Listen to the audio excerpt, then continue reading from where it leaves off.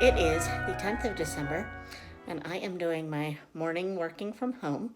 So I'm on my break doing some laundry. I was catching up on Vlogmases this morning, and I'm actually caught up. I'm shocked, but it's nice that I can watch them and stuff while I work. So I think that is helpful. But anyway, I'm still working on Without a Brew, and now that I'm caught up on Vlogmases up until today, uh, yeah, up until today, I'm saving like newer Vlogmases, like that day's Vlogmas, until the end of the day. So when I want to like sit down and knit at night. So now I need to switch over to listening to an audiobook. So I need to listen to some of Without a Brew by Ellie Alexander, which I've been reading the series with my friend Amanda from her Pacific Northwest Washington life.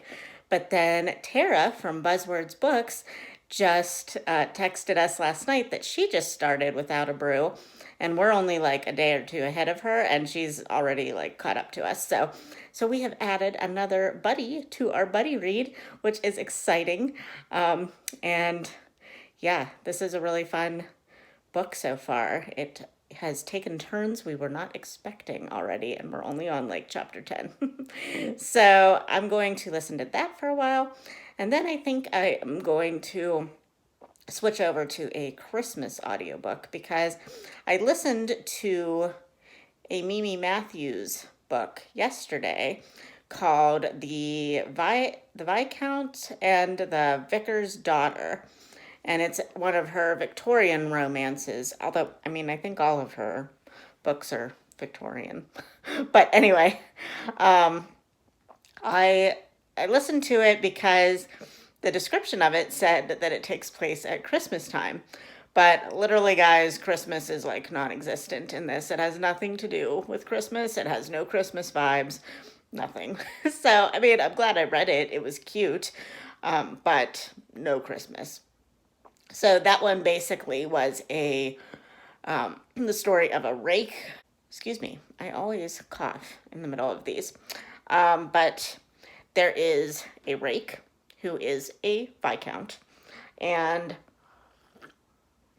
he falls for, sorry, he falls for a woman who is a vicar's daughter, obviously, and she is an orphan who has hired herself out to be a lady's companion to a family who is considered very debaucherous, and they have a Christmas party every year that basically attracts like the lowest of the low in the gentry community. So that was kind of interesting, but beyond calling it a Christmas party, it didn't feel Christmassy at all. So, and the woman in this is her name is Valentine, and she is very religious, and but he puts her in a compromising position. So it's kind of like a marriage of convenience kind of thing, that turns into love, of course.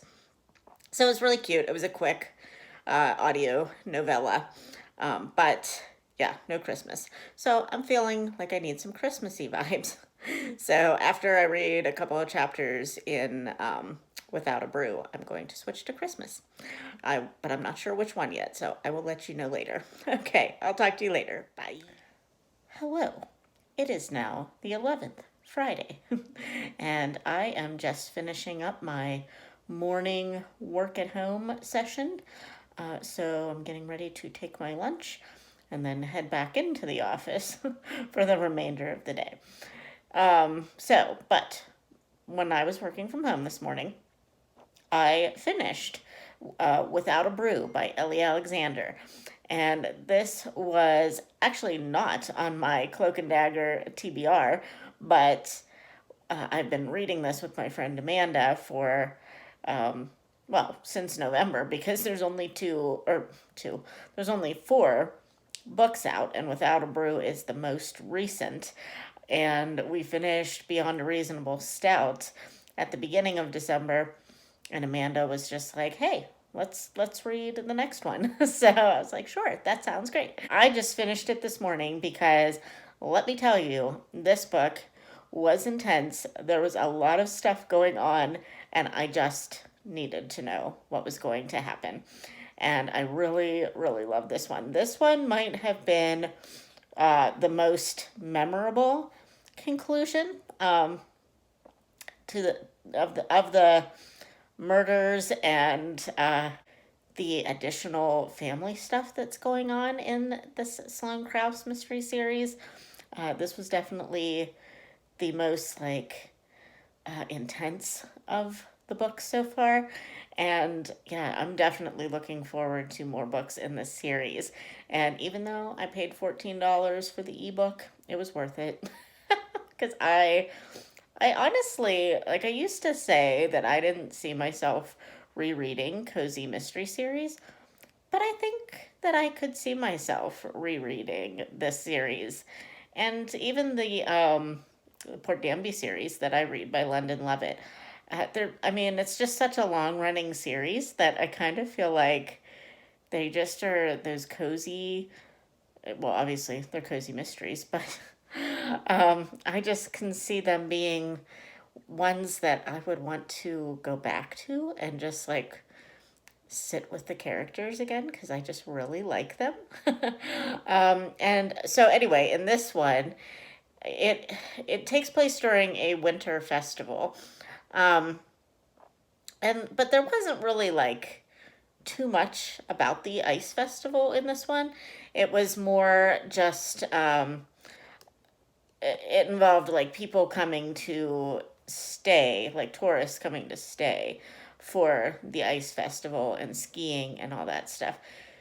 So Sloane and Garrett have just finished their rooms at their brewery's new B&B that they're creating, and some people come in looking for rooms because all the hotels are all booked up, and they haven't really even opened the B&B yet, but they decided to test it out for these people because they just really needed a place to stay.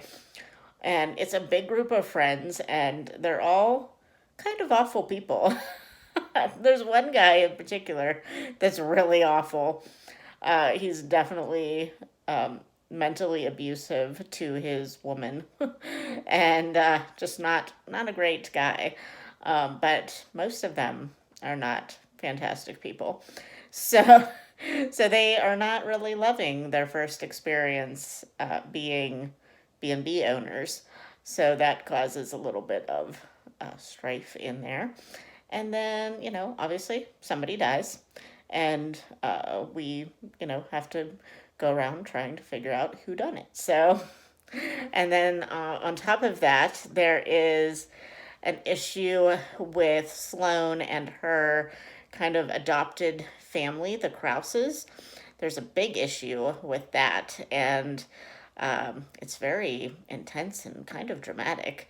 And yeah, it's definitely one of the most interesting parts of this particular book. So I gave this one 5 stars. I really, really enjoyed it. So now I got to figure out what to read for the rest of the day, or at least to listen to, or if I'm going to just watch Vlogmas while I'm at work. And this isn't going to show you anything because it's just my e-reader. But I'm going to start reading this weekend The Christmas Wish by Tilly Tennant, and I will put the actual cover up here because our Bitter Single Ladies Read Romance book club meeting is next week, the 20th. So, because I'm going to be physically reading it, I want to give myself a little bit more time. Kate Howe has already started reading it, and she says it's delightful, and I am just really looking forward to it. So I'm definitely that's going to be my physical read for the weekend, I think. But I don't know what to read for my audiobook, so I'll have to get back to you on that. But anyway, I better do some stuff before I have to head back into the office. So I will talk to you in a little bit. Bye.